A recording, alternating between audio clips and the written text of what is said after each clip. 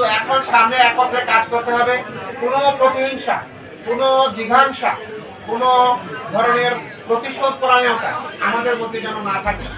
জনপ্রশাসন মন্ত্রণালয়ের উপদেষ্টা মোহাম্মদ ইসমাইল জবিউল্লাহ বলেছেন, নির্বাচনের আগে নানা ভেদাভেদ থাকলেও এখন সবাইকে একসঙ্গে কাজ করতে হবে।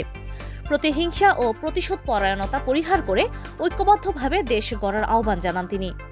শুক্রবার জুমার নামাজের পর লক্ষ্মীপুরের কমলনগর উপজেলার চরকাদিরা গ্রামের মুক্তারবাড়ি জামে মসজিদের সামনে আয়োজিত এক মতবিনিময় সভায় তিনি এসব কথা বলেন।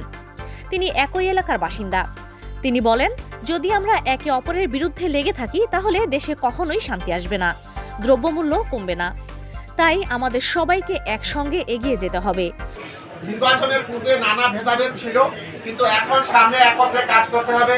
কোনো প্রতিহিংসা, কোনো জিঘাংসা, কোনো ধরনের প্রতিশোধ পরায়ণতা আমাদের মধ্যে যেন না থাকে। আমাদের নেতা জনাব তারেক রহমান বলেছেন, আমরা শান্তিপ্রিয়ভাবে আমরা পিস এবং ট্র্যাঙ্কুইলিটি আমরা বজায় রাখবো, যাতে করে পিসফুলি শান্তিপূর্ণভাবে দেশ পরিচালনা করা সম্ভব হয়। তবে গুরুতর অপরাধের বিষয়ে কঠোর অবস্থানের কথাও জানান উপদেষ্টা। তিনি বলেন, যারা অন্যায় করেছে, গুম, খুন, ধর্ষণ কিংবা ব্যাংক লুটের সঙ্গে জড়িত, তাদের কোনো ক্ষমা নেই। তাদের বিরুদ্ধে বিচার প্রক্রিয়া শুরু হয়েছে এবং তা অব্যাহত থাকবে। কিন্তু সাধারণ মানুষের সঙ্গে আমরা একই সমাজের অংশ হিসেবে মিলেমিশে চলব।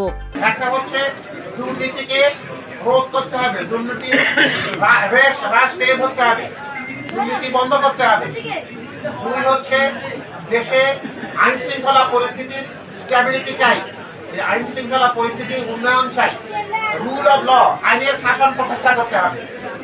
3 নম্বর হচ্ছে আমাদেরকে জনগণ যে ভোট দিয়েছে, জনগণ আমাদেরকে দায়বদ্ধ করে ফেলেছে। তিনি আরো বলেন, নির্বাচনের আগে পরিস্থিতি একরকম থাকলেও এখন তা সম্পূর্ণ পরিবর্তিত হয়েছে।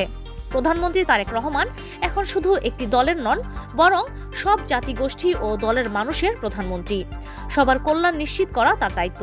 তিনি দুর্নীতি দমন ও আইনের শাসন প্রতিষ্ঠার ওপর গুরুত্বারোপ করেছেন বলেও জানান উপদেষ্টা। এর আগে নিজ শৈশবের স্মৃতি বিজড়িত মুক্তারবাড়ি জামে মসজিদে জুমার নামাজ আদায় শেষে মায়ের কবর জিয়ারত করেন ইসমাইল জবিউল্লাহ। পরে আয়োজিত সভায় কমলনগর প্রেস ক্লাব, উপজেলা বিএনপি, কমলনগর কলেজ, নোয়াখালী বিজ্ঞান ও প্রযুক্তি বিশ্ববিদ্যালয়ের শিক্ষকদের সাদা দল সহ বিভিন্ন শ্রেণী পেশার মানুষ তাকে ফুল দিয়ে শুভেচ্ছা জানান। সভায় সংক্ষিপ্ত বক্তব্য দেন লক্ষ্মীপুর জেলা বিএনপির সদস্য সচিব শাহাবুদ্দিন সাবু এবং রামগতি উপজেলা বিএনপির সভাপতি ডক্টর জামাল উদ্দিন। উপস্থিত ছিলেন কমলনগর উপজেলা নির্বাহী কর্মকর্তা মোহাম্মদ রাহাতুজ্জামান, সহকারী police super Ramgati circle Mohammad Shamsul Alam, সহকারী কমিশনার মোহাম্মদ আরাফাত হোসাইন, উপজেলা বিএনপির সভাপতি নুরুল হুদা চৌধুরী, সাধারণ সম্পাদক দিদার হোসেন সহ অনেকে।